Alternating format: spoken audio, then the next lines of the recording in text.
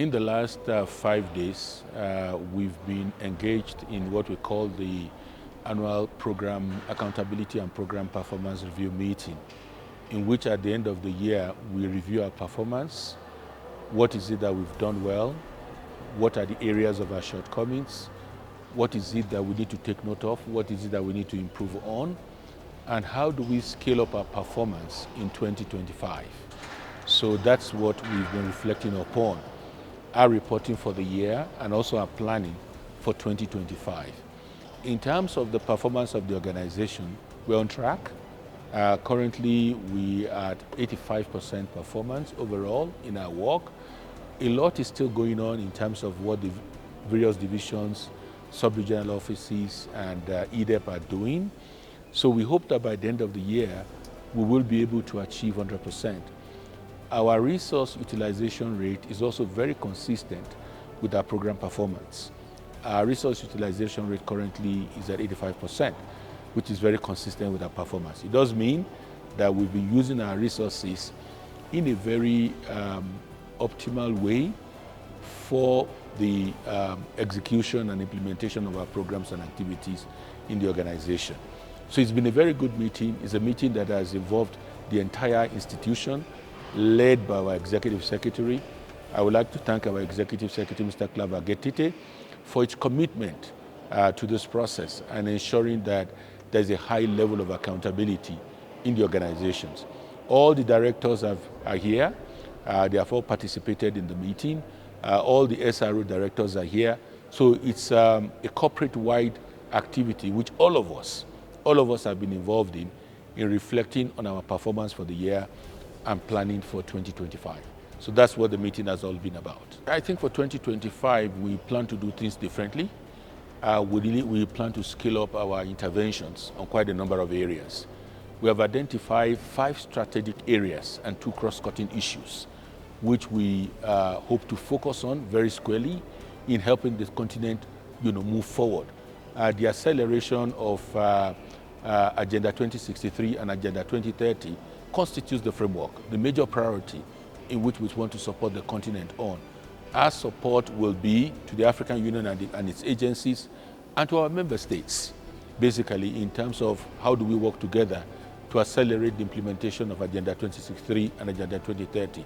Some of the areas we will be working on very, very intensively includes regional value chains.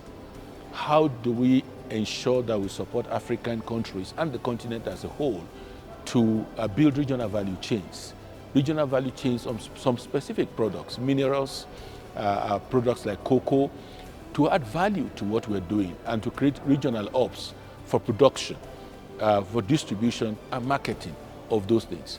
The value that we get from our products are very low. Why? Because we do not add value to them. We only export raw materials, whether we're talking about minerals, whether we're talking about cash crops, whatever we're talking about. We are at the low end of production. And at the low end of production, the value is very low. So what we're trying to do is to support the continent to build regional value hubs in which we will add value, we'll be able to process our products, and we'll also be able to compete in the international system with finished products, not with primary products. That's a major area. Our work on the African Continental Free Trade Area, the blueprint of the continent of the African Union for Africa's Transformation is the African Continental Free Trade Area. ECA has played a major role in that process, whether we are talking about its conception, whether we are talking about mobilizing support for its ratification, whether we're talking about developing knowledge products on the CFTA, and whether we're talking about implementation. We are working very closely with the CFTA Secretariat on the implementation of the CFTA. The CFTA Secretariat is based in Accra, Ghana. We're working very closely with them. We're working closely with the African Union Commission here in Addis Ababa and all other stakeholders, including the private sector. How do we make the CFTA a game changer on the continent? The United Nations and its member states have just signed the Pact for the Future. And the Pact for the Future focuses on 5 areas. How do we accelerate the process of achieving the SDGs is a major issue in the Pact of the Future. Looking at the issue of digital compact, looking at the issue of financing, looking at the issue of youth, So there are 5 critical areas. ECA is developing a plan on how we accelerate the implementation of the Pact of the Future. Again, the Global Digital Compact. Our work on women is very important for us in terms of making sure that women empowerment is a major priority. I can go on and on and on and on and on, but our real chapeau is our 5 strategic focus areas, which will really drive us in terms of how we support the continent in the process of socio-economic transformation. Of course, we are supporting AU's membership of the G20. We are supporting the reform of the global financial architecture. We are supporting tax reforms on the African continent. We are supporting on the illicit financial flows. We are supporting countries in terms of macroeconomic reforms. We are supporting countries in terms of the rising debt situation, especially the foreign debt that countries have now.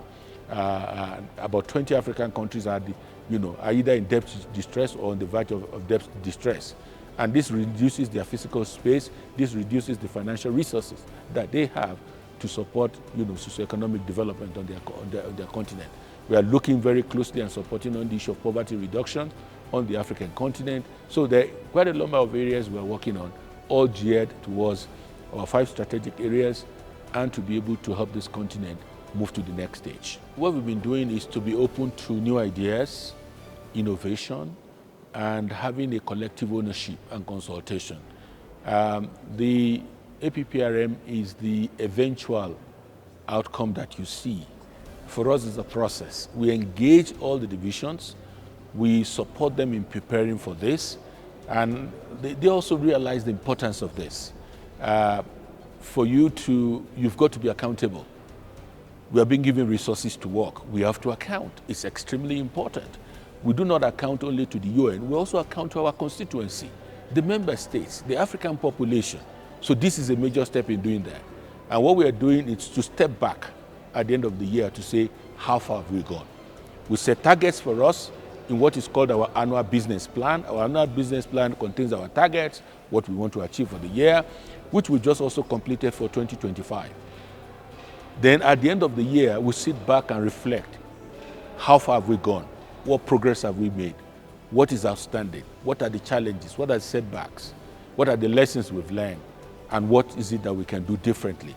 And that's why the theme of this one is about performance for results, from reporting to learning, to better learning.